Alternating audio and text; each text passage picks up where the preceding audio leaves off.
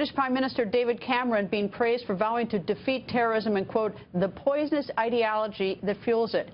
Director of the Margaret Thatcher Center for Freedom, Niall Gardner, goes on the record. Niall, your thoughts about compare and contrast the different approaches. Prime Minister David Cameron's approach to ISIS and what's going on in France, and our president, the President of the United States, President Obama. Hello there, Greta. Certainly across the Atlantic in London, David Cameron has offered very strong, powerful leadership in the face of the ISIS threat. He made an emphatic statement this weekend calling for the defeat of ISIS. He talked about the poisonous ideology of Islamist extremism and the wider war against Islamist terrorism. Also, earlier today, before the House of Commons, David Cameron spoke about increasing Britain's defensive capability, hiring 1,900 new spies for Britain's intelligence services.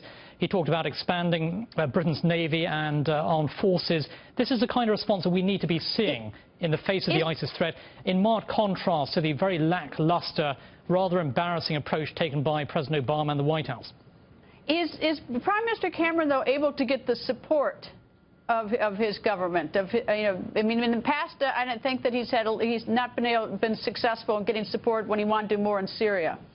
Yeah, that's a very good point. And actually, David Cameron will be going before the House of Commons in December to make the case for British military action in Syria against ISIS. He is expected to win this vote in the wake of the Paris attacks. And I think that many members of the Labour Party, the opposition Socialist Party, will actually back the Prime Minister, although the Labour leader, Jeremy Corbyn, is opposed to British military action in Syria. But I think the Prime Minister will actually win this vote. Why did Prime Minister Cameron go to Paris? What was he seeking to do today?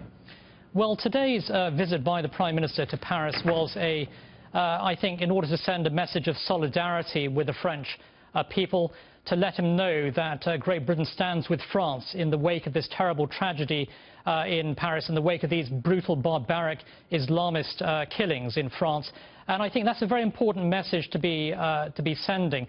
And at the moment, it has to be said, there's far more leadership at the moment in the face of ISIS across the Atlantic than there is coming from the White House. And President Obama's leading from behind, I think, is damaging the United States on the international stage. I think it's lowering the faith of America's allies and American leadership. That's a very terrible thing. And President Obama really needs to understand that we are engaged in a global war against a vicious enemy, a vicious Islamist enemy, and we need to emphatically defeat this enemy and defeat the brutal and barbaric Islamist ideology behind it. Now, we only have 30 seconds left. Do you have any idea sort of what the British people are thinking, which way they want to go? Do they want to get more aggressive? Will they stand behind Cameron or not? Yeah, I think the British people are very much of the view that the free world has to fight ISIS, has to emphatically defeat ISIS. I think the British people are rallying around the Prime Minister at this time, and they're looking for robust British and also American leadership on the world stage. At the end of the day, the United States must lead. Otherwise, the world is a far more dangerous place. It's very unfortunate at the moment that the White House and President Obama simply isn't leading, and that, I think, is sending the wrong message to our enemies at this time. Niles, thank you. Thank you.